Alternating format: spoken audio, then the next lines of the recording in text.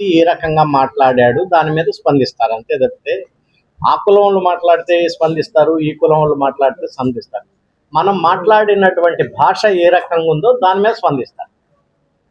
కులానికి భాషకి ఎటువంటి సంబంధం ఉండదు బేసిక్గా.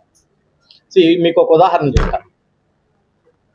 జగన్మోహన్ రెడ్డి గారి యొక్క ఫ్యామిలీని గురించి ఒక కిరణ్ అనేటువంటి వ్యక్తి నోరు బారేసుకుంటే సోషల్ మీడియాలో మాట్లాడితే కూటమి నాయకులు పవన్ కళ్యాణ్ గారు కానివ్వండి, చంద్రబాబు నాయుడు గారు కానివ్వండి, వెంటనే అతన్ని కేసు పెట్టి జైల్లో వేశారు.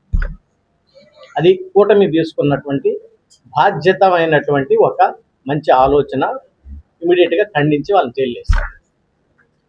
అదే రకంగా ఇతర పార్టీ వాళ్ళు కూడా మాట్లాడితే ఆ రకమైనటువంటి చర్యలు తీసుకుంటే ఇట్లాంటి సమస్యలు ఉండవు. బేసిక్గా పార్టీ నాయకులు చేయాల్సినటువంటి పని ఇది. ఏ రకంగా అయితే ఆ కిరణ్ అనేటువంటి వ్యక్తి మీద కేసు పెట్టి జైల్లో వేశారో, అతను తెలుగుదేశానికి సంబంధించినటువంటి వ్యక్తి, మాట్లాడకూడదు.